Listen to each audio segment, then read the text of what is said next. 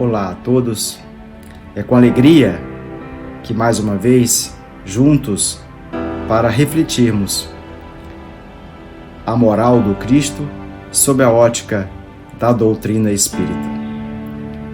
Meus cumprimentos aos trabalhadores da Casa Espírita Capitão Vendramini e aos amigos de Três Corações, Minas Gerais. E em como toda atividade no bem, gratificado por mais esta oportunidade, vamos orar.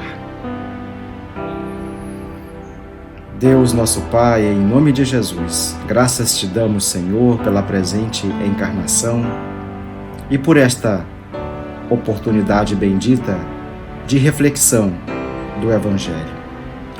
Permite-nos a presença dos anjos de luz, dos nossos mentores espirituais, das guardas celestes na sustentação deste trabalho.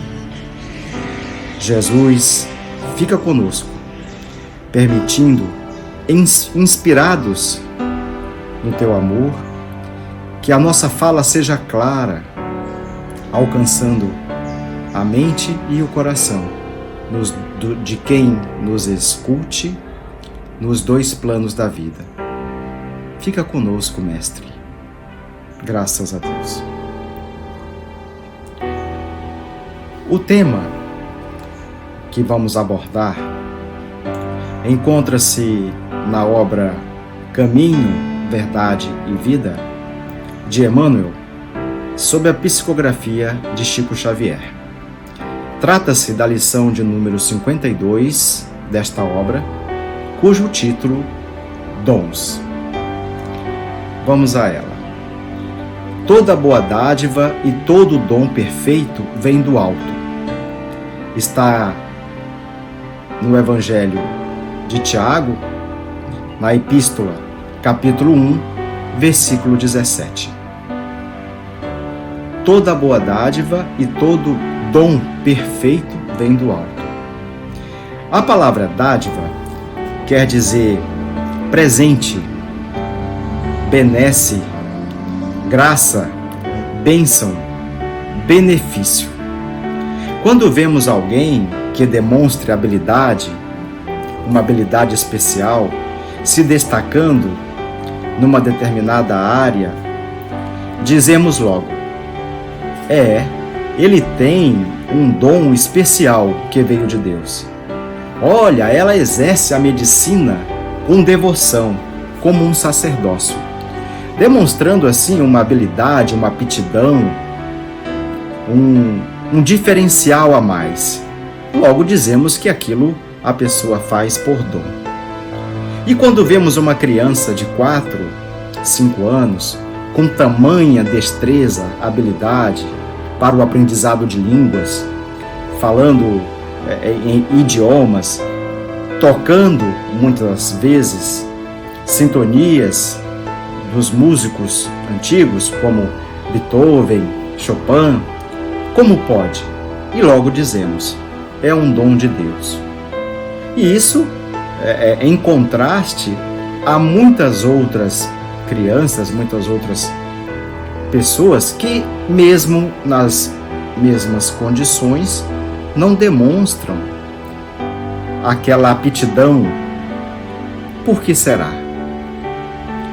Será que Deus, então, privilegiou estas pessoas em detrimento das outras?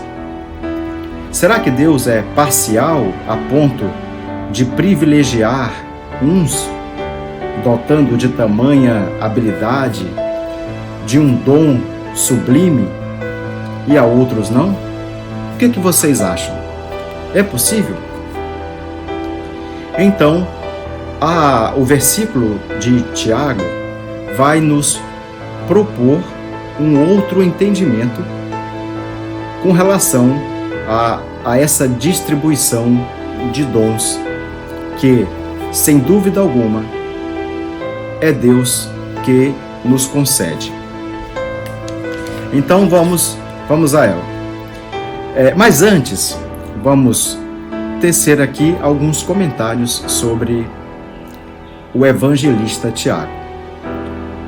De acordo com a nossa consulta a alguns autores para fundamentar esta exposição, estes autores apresentam Tiago como um evangelista singular. Singular porque não fosse o momento, o contexto social, histórico que vivia, Tiago era culto.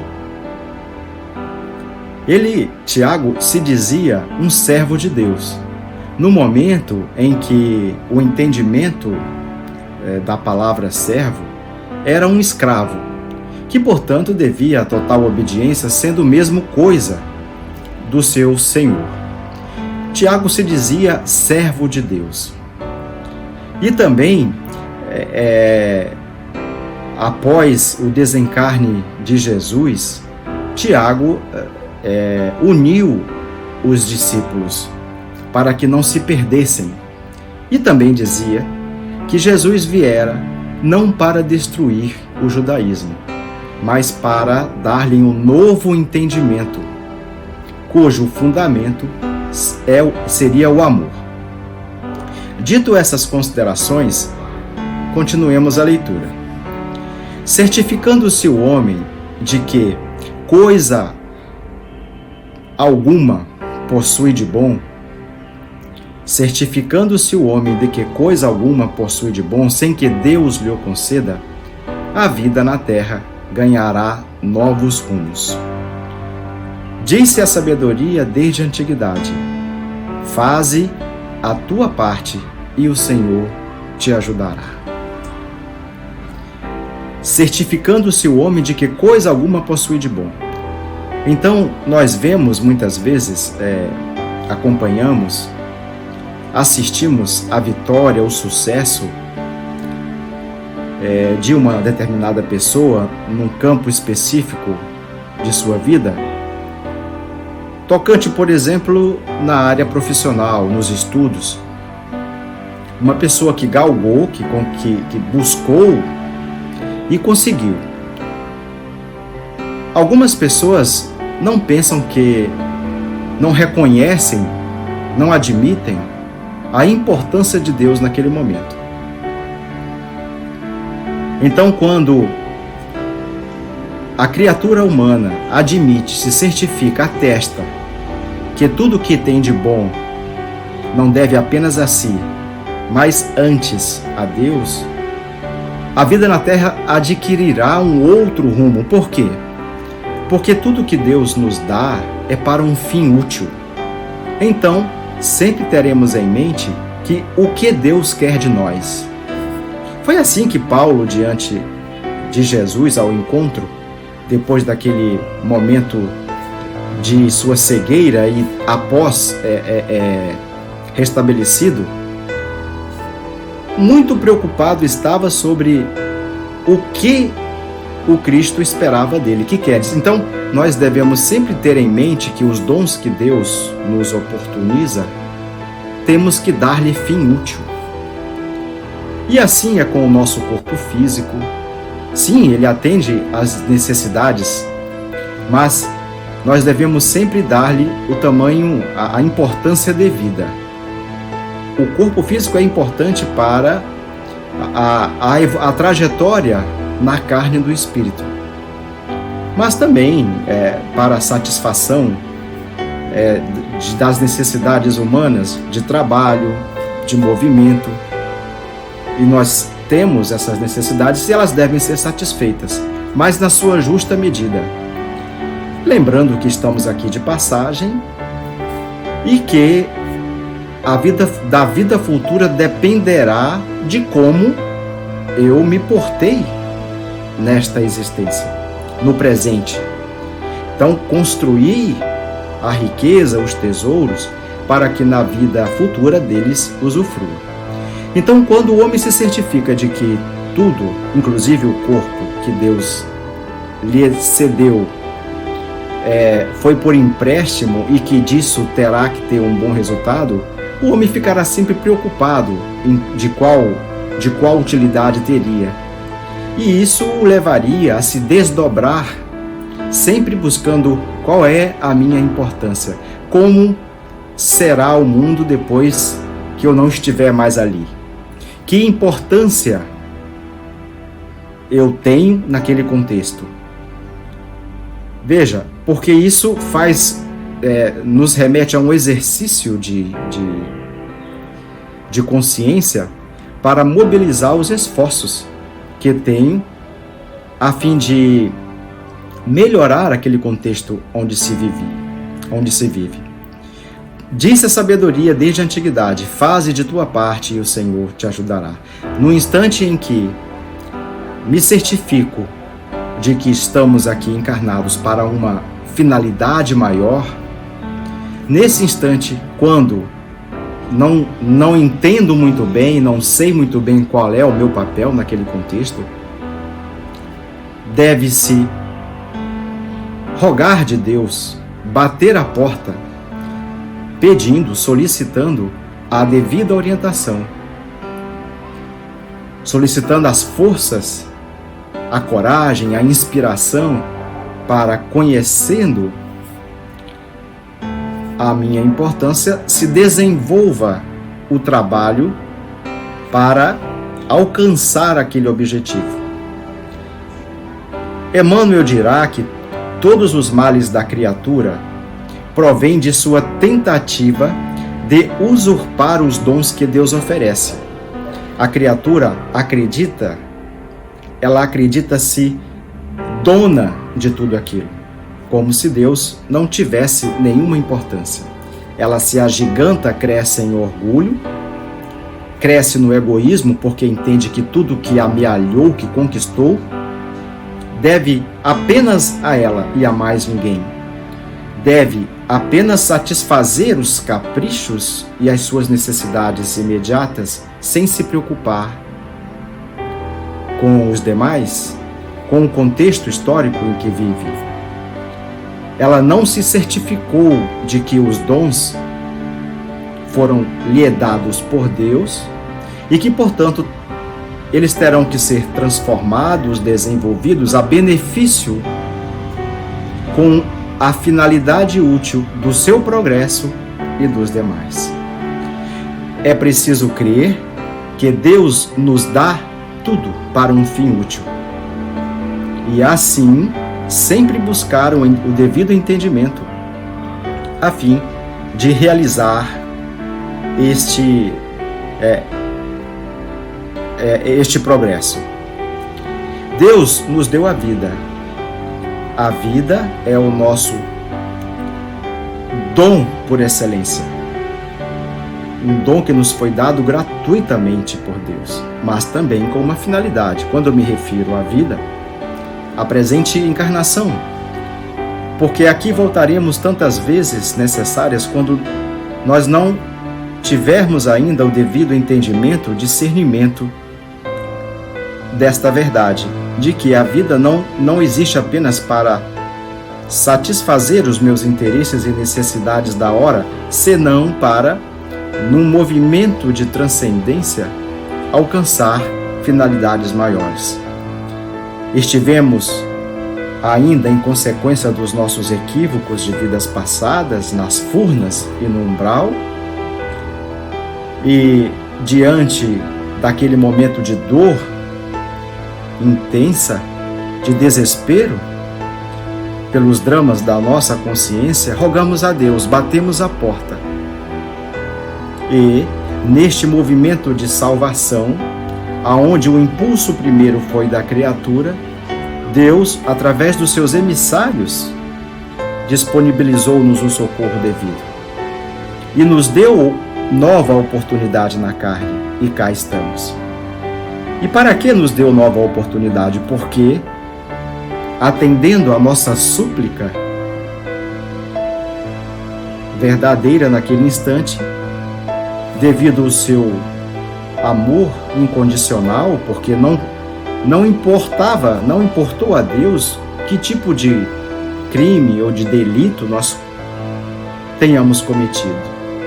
Não há penas eternas, apenas nos deu nova oportunidade e reencarnamos. Portanto, o dom da vida que Deus nos deu é para cumprirmos uma finalidade maior. Os seus mensageiros de lá nos tiraram com esta utilidade, para não errarmos mais. Porque pedimos, imploramos, batemos a porta se abriu e depois nós tivemos que trabalhar para vencer aqueles arrastamentos e seguir a nossa estrada a custo do nosso esforço pessoal. A salvação, então, será sempre esse movimento. Então, sabemos que Cristo veio para salvar a humanidade da escuridão, dos pecados, da ignorância, ao nos apresentar a boa nova. A criatura, para alcançar esse movimento, dela depende os esforços. Então, sabemos que, embora Deus disponibilize, dependerá muito o esforço de cada um de nós. Porque de Deus está o nascedouro de todo bem, bem do universo, todos os bens vêm do Criador. Nós, criaturas, quando muito, podemos ser bondosos, desenvolver os sentimentos de brandura, de candura, em relação com o trato dos demais. Nós podemos gerar outros corpos que servirão de barro, de vaso, para espíritos que reencarnam, que readentram na esfera material. Mas a vida e tudo que se lhe acresce vem de Deus. O bem supremo é Deus. Emmanuel também dirá que nós saímos das existências várias vezes pela porta da morte, mas da vida jamais sairemos, porque a vida, sendo um dom perfeito, excelente, nos dado por Deus, ela não acaba jamais. O mal é fruto da ignorância. O mal é fruto da ignorância do homem, limitado no tempo e no espaço. O bem, falávamos há pouco, é eterno, ele é permanente, mas o mal, enquanto manifestação transitória da ignorância da criatura, irá, pouco a pouco, a depender dos esforços da criatura para vencer esses arrastamentos, estas máculas que tem dentro de si, ele irá vencer este mal que ainda há em muitos de nós, nas suas diversas expressões. No egoísmo, no orgulho, na vaidade, no ódio que alimentamos durante tantas vidas, na falta do perdão. Então essas máculas, elas vão manchando, elas vão comprometendo, elas vão alterando as fibras do nosso perispírito e aquilo nos arrasta em existências passadas. E a cada existência nós teremos que desenvolver estas virtudes eternas à custa do esforço contínuo. E aí então o dom, este dom de bem viver, na expressão de sentimentos amorosos, agregadores, no convívio com os demais, estes dons irão se desenvolvendo e o mal irá se extinguindo dentro de nós. Mas isso não é num passe de mágicas. Exige um esforço contínuo da criatura para vencer as suas más tendências. O bem, mais uma vez, é o maior dom, o maior bem. O mal é um zero à esquerda, vai dizer Emmanuel no livro Consolador. É um zero à esquerda que, no contexto geral, não tem importância. Sim, ele nos causa impacto num primeiro momento, mas ele se extinguirá da humanidade. Esta é o destino. A humanidade, o seu destino será sempre alcançar a perfeição.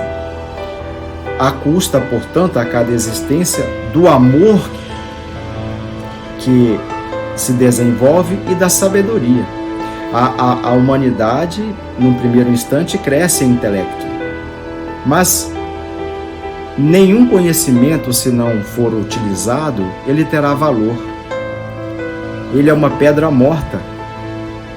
Ele é morto, ele não tem... É um peso desnecessário, porque não tem utilidade, né?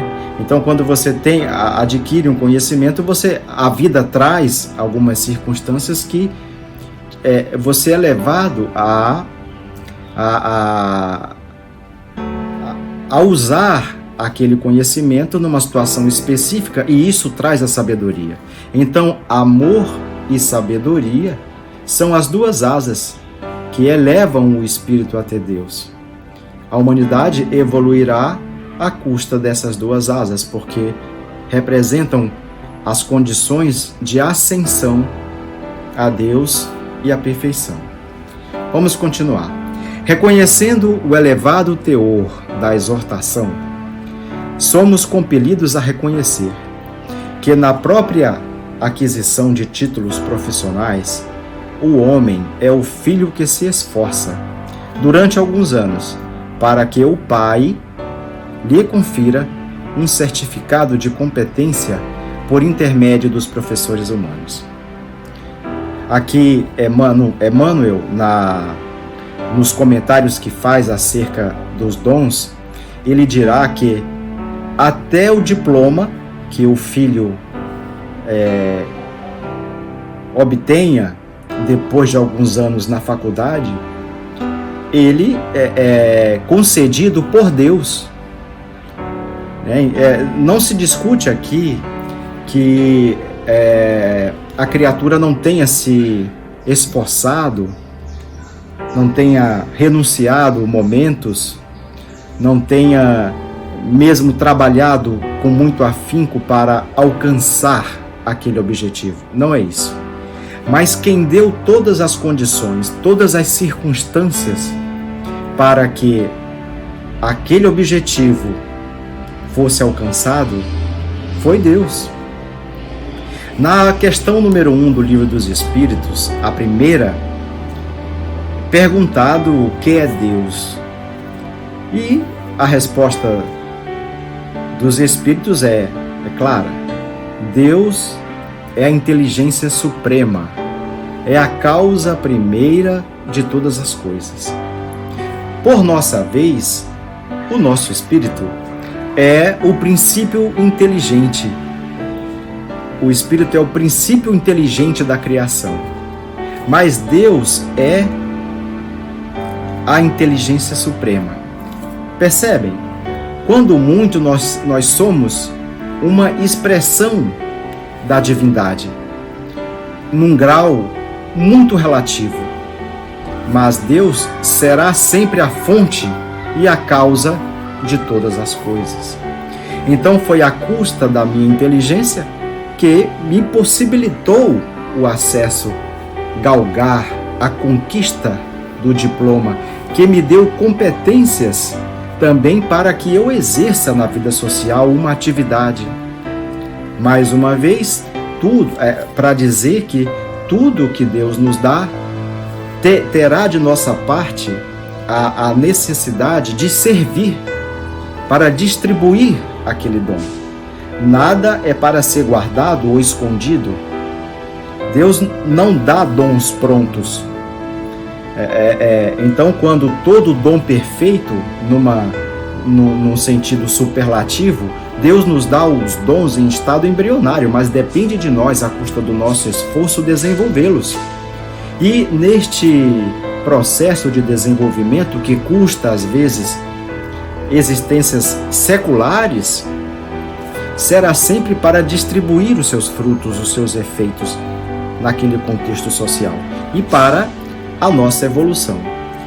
Qual ocorre no patrimônio das realizações materiais, acontece também nos círculos da edificação do espírito. Então, através das nossas vidas sucessivas, ora num plano, ora no outro, qual o alvo que devemos alcançar? É a nossa perfeição. Atingi-la-emos pelas nossas lutas, dores, sacrifícios, trabalhos e muito estudo.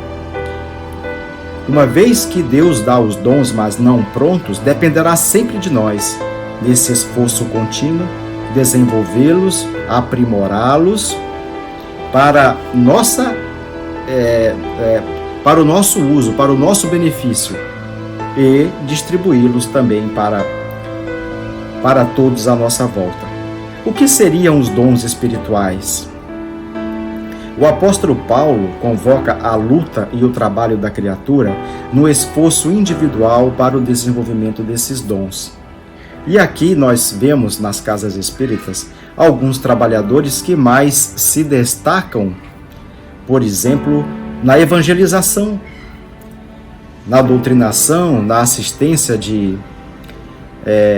dos irmãos necessitados, dos espíritos que comparecem à casa para serem assistidos e encaminhados. Então nós temos alguns trabalhadores que têm mais habilidade no trato, na recepção, no acolhimento.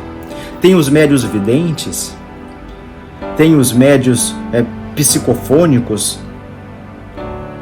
São dons que Deus dá para que nós possamos utilizá-los muito bem a nosso benefício, porque possibilita, na medida em que aqueles que nos antecederam à pátria espiritual, de lá trazem as notícias, nos informam sobre os seus erros, com a proposta de que nós não caiamos nos mesmos deslizes, e assim nós sejamos os responsáveis pela nossa melhora.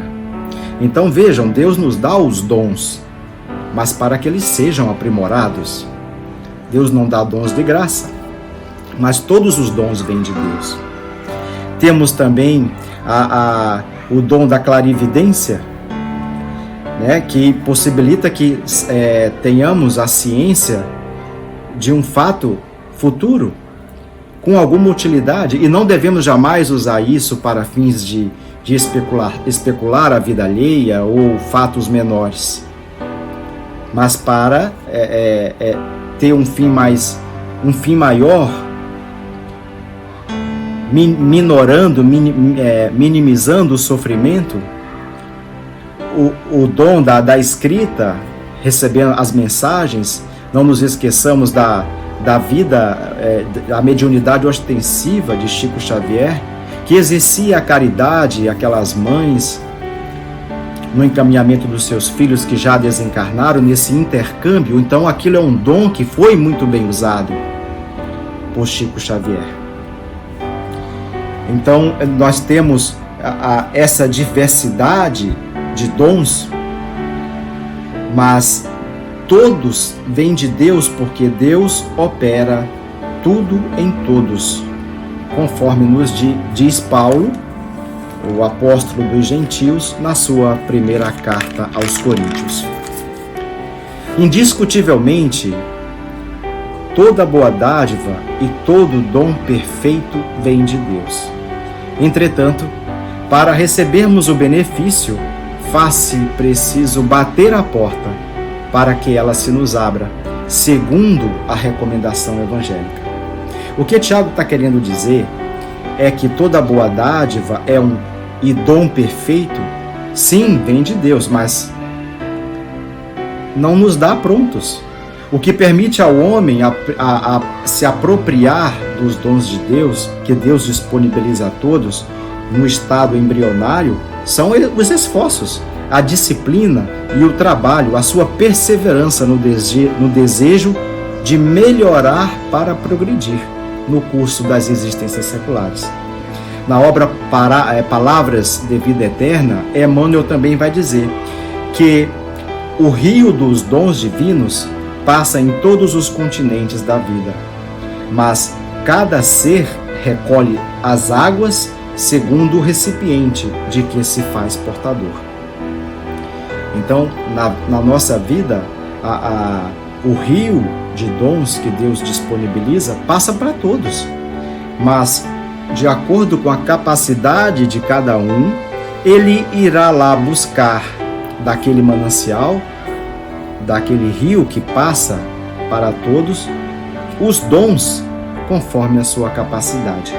É assim que uns recolhem, por exemplo, uma quantidade pequena, num copinho, e outros, por terem uma capacidade maior, por já terem muito vencido, despertado a sua consciência, recolhem daquele rio os talentos, como num balde grande, e quanto maior lhe é dado, tanto mais lhe será pedido. É a capacidade, o momento da consciência desperta do ser, que determina o quantum de seu esforço será empregado e ter aquele dom melhorado e aprimorado. Dependerá de nós, portanto, alargarmos a capacidade de receber os dons e talentos que Deus disponibiliza indistintamente a cada um dos seus filhos. Então, aquela pessoa que dissemos no início da nossa fala, que desde cedo demonstra uma habilidade incomum, toda especial, que se destaca do contexto onde está inserido, não nos enganemos. Ali tem um espírito que decididamente, deliberadamente, muito trabalhou naquela conquista que almeja a perfeição, a excelência. Foram os seus esforços redobrados que fizeram com que aquele dom se desenvolvesse e presta aquele serviço singular, importantíssimo para a humanidade e também para si próprio, porque à medida das suas ações na direção do progresso, ele também se beneficia. Num ambiente escuro, quando ligamos a luz, nós somos sempre os primeiros a sermos beneficiados.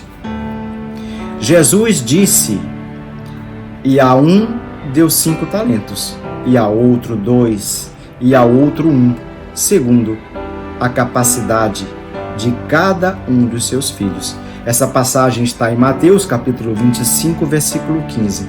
Por isso, nós não devemos perder tempo com queixas e lamentações indébitas.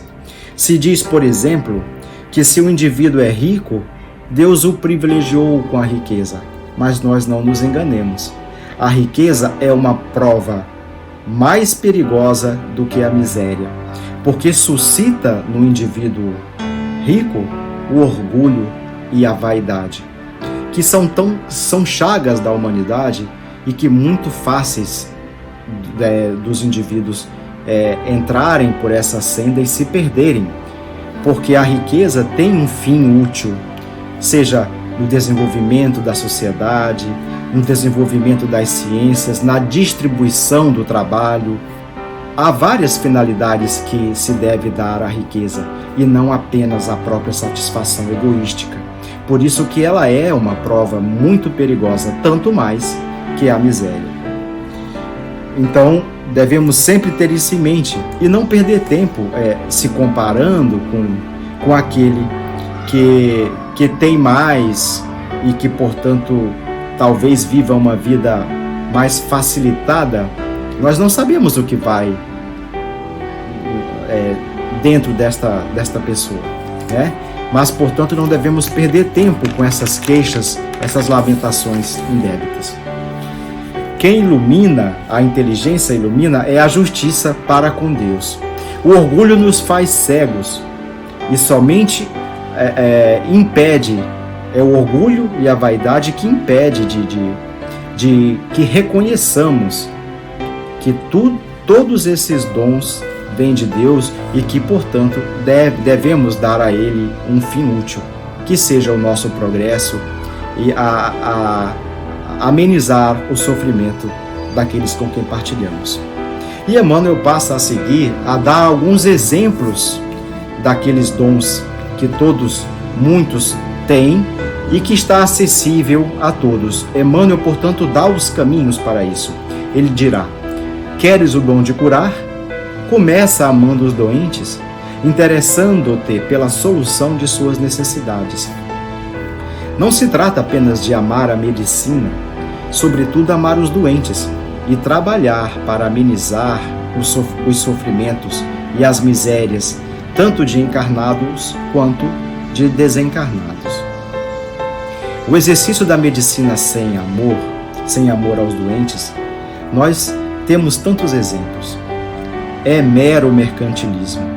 Quanto vemos aquele profissional de saúde que nos atende apenas buscando a compensação financeira. Não se discute, foram muitos anos de estudo, o seu esforço pessoal foi muito importante. Mas quem lhe deu a oportunidade de estudo? Quem lhe deu a inteligência para absorver tantos conhecimentos? Foi Deus. E quando a criatura se esquece e não atenta para esta verdade, ela se perde. E a sua vida, embora aparentemente exitosa, bem-sucedida, ela se perde e fica muito vazia. Lembremos do nosso patrono, Dr. Bezerra de Menezes, considerado o médico dos pobres, como ele exercia a medicina. É uma fonte de inspiração. E Emmanuel continua: queres o dom de ensinar? Faze-te amigo dos que ministram o conhecimento em nome do Senhor. Portanto, todo bem que eu fizer útil deste dom, não é a minha luz que brilha, é a luz de Deus que brilha. Então, todas as vezes que nos esquecemos disso, demonstramos sim o orgulho, a arrogância, a vaidade, que mais cedo ou mais tarde, aqui mesmo neste plano, já trará a sua recompensa, que são as quedas e as desilusões. Recordemos, portanto, a didática de Jesus. Ele adequava o conhecimento ao grau de entendimento dos seus aprendizes. Jesus não violou nenhuma consciência e respeitava o momento de entendimento de cada um. Jesus, até hoje, os seus conhecimentos têm uma verdade profunda que nos exige um exercício intelectual grande para absorver estes conteúdos. Jesus se utilizou de metáforas, de símbolos e de parábolas, como, por exemplo, a parábola dos talentos, a parábola do bom samaritano, das sementes, do pastor de ovelhas, enfim. E seus discípulos, quem eram? Eram agricultores, eram pastores de ovelhas, eram homens simples do campo. Então, a sua didática, para quem quer ter o dom de ensinar, de falar bem, o exemplo e a inspiração vêm de Jesus. Então, nós devemos segui-lo. Esperas o dom da virtude? Disciplina-te. A questão 894 do Livro dos Espíritos vai dizer: a criatura naturalmente bondosa é alguém que se disciplinou muitíssimo, para que o bem que faça hoje fosse espontâneo. Outrora, eles lutaram muito e o bem se lhes tornou um hábito. E Emmanuel ensina que a disciplina antecederá sempre a espontaneidade. Sim, hoje, muitas vezes fazer o bem exige de nós um esforço para romper aquele imobilismo, aquela indiferença na direção de um irmão que nos estende a mão. Então é preciso fazer esse esforço. E as criaturas que já fazem hoje isso de modo espontâneo, renunciando a si mesmas para o bem, todo o bem que possa fazer a serviço do amor, foram alguém que muito se esforçou nessa prática. Quando vemos um Chico Xavier, uma vida missionária, totalmente devotada ao amor ao próximo, vemos o quanto de disciplina lhe foi necessária para alcançar esse estágio, quantas existências bem vividas foram determinantes para que, nesta presente encarnação, fosse a pessoa que hoje sabemos que foi. É por isso que a criatura em que a bondade, a candura e a brandura são espontâneas, não nos enganemos. Ali tem muita disciplina. Foram muitas lágrimas, muito esforço, muito trabalho para dominar as suas más tendências. No livro Pão Nosso, na lição 22, Emmanuel vai dizer: para que alguém ajuize com acerto determinada expressão, no trato com os irmãos, deve-se levar em conta os muitos anos vivenciando aquela experiência, resultado da pluralidade das existências, que exige esforço, muito trabalho e disciplina. Allan Kardec, no capítulo 25 do Evangelho segundo o Espiritismo, dirá que o progresso é filho do trabalho, porque o trabalho coloca em ação as forças da inteligência. Então, o trabalho é da lei do progresso. Sem o trabalho, definharíamos, seja os músculos, ou seja a nossa inteligência. É a inteligência que é levada a estabelecer conexões diante de uma situação difícil para que delas tenhamos a solução. É por este exercício intelectual. Por isso que a gente deve ter sempre em mente que tudo que nos chega é para nos aprimorar, para nos despertar para esta realidade, que tudo tem um fim útil e que o mal, como assim o entendemos, de modo inacabado ainda, tem uma utilidade. Ele não tem um fim em si, mas ele possibilita a nossa transição, a sublimação para um estado mais elevado. Portanto, Deus não os dons que nos são dados por Deus não são dados de graça, mas para que possamos desenvolvê-los. Deus tudo nos oferece, porque Ele é o concedente, Ele é a causa primeira de todas as coisas, e não há efeito sem causa. Ele é o ser por excelência concedente de toda a criação, mas cabe às criaturas o esforço para desenvolvê-las, a fim de alcançarmos a perfeição, usando os dons para fim útil, para nós mesmos e para a humanidade. Emmanuel continua: pretendes falar com acerto? Então aprende a calar no momento oportuno. Aquele que fala com acerto, ponderadamente, para quem a palavra será sempre luz no momento oportuno, naquele momento de aflição para quem escuta, é alguém que aprendeu a calar. É alguém que conquistou o dom da palavra, do acolhimento, e precisou de muita disciplina para calar a sua intemperança. Desejas acesso aos círculos sagrados do Cristo? Aproxima-se dele, não só pela conversação elevada, mas também por atitudes de sacrifício, como foram as de sua vida. Então, todas as vezes que nos colocamos nessa posição de orar, de elevar o pensamento através da conversação elevada com Deus, devemos pensar ou nos examinar para saber se nós estamos em condição desse movimento de ascensão. Se o meu coração não está cheio de ódio contra um irmão, se eu estou fazendo todo o bem que eu possa fazer para este irmão, é porque somente nos colocando diante de Jesus nestas situações só terá bom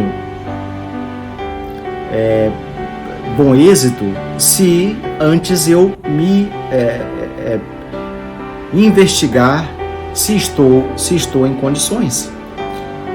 Quando Jesus nos convida a quem quiser segui-lo, colocasse a sua cruz sobre os próprios ombros e o seguisse, o que ele quer dizer? Que ao invés de ficarmos reclamando das situações, nós estejamos dispostos a passar o que Cristo venceu quando aqui esteve, vencendo a indiferença, o abandono, vencendo toda a sorte de dificuldades. Ele seguiu o seu caminho. Então, se nós queremos fazer parte dos seguidores do Cristo, trabalhando em nome dele e para a sua glória, nós devemos estar dispostos a passar exatamente pelo que ele passou, colocando a nossa cruz nos ombros, a cruz de dificuldades, a força que ele representa no momento em que nos dá, através da doutrina espírita, a oportunidade de compreensão para segui-lo. Não alcançamos o alto tampouco pela conversação elevada, pelas orações. Sim, elas são importantes, mas não são a condição primeira. Nós devemos nos esforçar para nos melhorarmos por dentro, não apenas naquele instante, mas em toda a vida. Esse movimento de ascensão, através da conversação elevada, entendemos que sejam as preces, sempre gratificados numa intenção sincera de propósitos. Quando vamos orar o Pão Nosso, é aquilo, nós teremos que verificar se estamos em condição de pedir perdão pelos nossos pecados, tanto quanto somos capazes de perdoar aqueles que nos tenham ofendido. Como lidamos com a ingratidão? Estamos nos esforçando para dominar as tentações, os arrastamentos de todo o mal que nos fizeram? E a renúncia? Estamos trabalhando para a vida espiritual ou apenas atendendo aos imediatismos da hora, aos interesses da matéria? Estamos dispostos realmente a colocarmos a cruz e seguir o Cristo? São perguntas que, a exemplo de Santo Agostinho, que ao fim de cada noite se perguntava se naquele dia ele fizera todo o bem que poderia ter feito, fazemos nós de nossa parte, nesse movimento de autoconhecimento, para sabermos nos certificarmos dos dons que Deus já nos deu, que foi possível consolidar e desenvolver em nós, e qual utilidade esses dons têm para nós próprios e para os outros. Diante de toda dificuldade, porque ainda somos fracos, tantas vezes cairemos, nós precisamos bater a porta para que ela se abra, na certeza de que o socorro que Deus nos faculta irá fortalecer estes dons, que serão virtudes eternas nessa orquestração da trajetória do Espírito. E para concluir, as qualidades excelentes são dons que procedem de Deus. Entretanto, cada qual tem a porta respectiva e pede uma chave diferente. Devemos ter em mente que Deus não erra de endereço. Ele nos situou no campo de ação que nos é próprio. É assim que uns batem a porta da ciência e nela trarão grandes benefícios à humanidade. Os cientistas, num momento como o que passamos pela pandemia do Covid-19, como foi importante o desenvolvimento de vacinas em tempo recorde. Vejamos a importância do dom que Deus deu aos cientistas pela sua inteligência, conjugado com os esforços próprios de muito estudo, que trouxeram um bem para toda a humanidade na erradicação desse vírus. Os próprios médicos, no seu dom de curar doentes, pelo amor aos doentes, a enfermagem, pelo amor na assistência, no cuidado aos doentes, estes bateram durante as suas vidas anteriores na porta desses dons específicos e se destacam para toda a humanidade numa excelência de serviço que vem amenizar o sofrimento da humanidade. Outros batem as portas das artes e essa porta, por esse bater, queremos dizer todo o esforço que a criatura despende neste sentido. Então, quando Deus percebe que a criatura não está parada, não está apenas orando, não está apenas solicitando, suplicando, mas ela está no movimento ativo nesta direção, Deus atende, oportunizando cada vez mais as condições para a concretização daquele objetivo da criatura. Então, na porta das artes serão grandes pintores, serão músicos, intelectuais, levando a humanidade tão necessária, tão necessitada às artes, à beleza, à sensibilidade, à harmonia e à cultura. Outros precisam desenvolver o dom da paciência, o dom da humildade, e terão que trabalhar muito para desenvolver esse dom em si próprios, como o perdão, como o amor e o alto amor. E cada porta exigirá, conforme a capacidade de cada um, o trabalho, a disciplina, o esforço e a tolerância. Para todas as portas, o amparo divino sempre estará presente, a responder-nos, através do nosso serviço humilde e perseverante.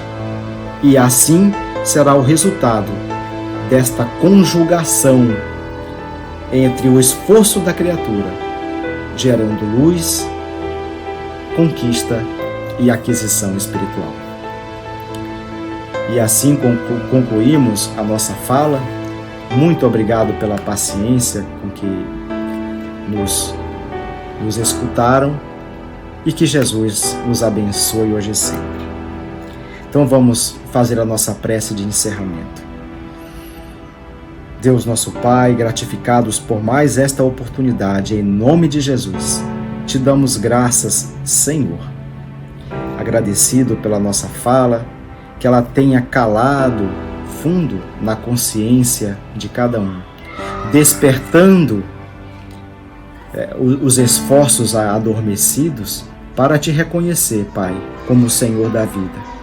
Muito obrigado. Que Jesus esteja conosco hoje e sempre, e permite também, Pai, a assistência dos mensageiros, trabalhadores da saúde, na sustentação, na cura, no desenvolvimento da esperança que nos anima de dias melhores. Fica conosco, Jesus, hoje e sempre. Graças a Deus.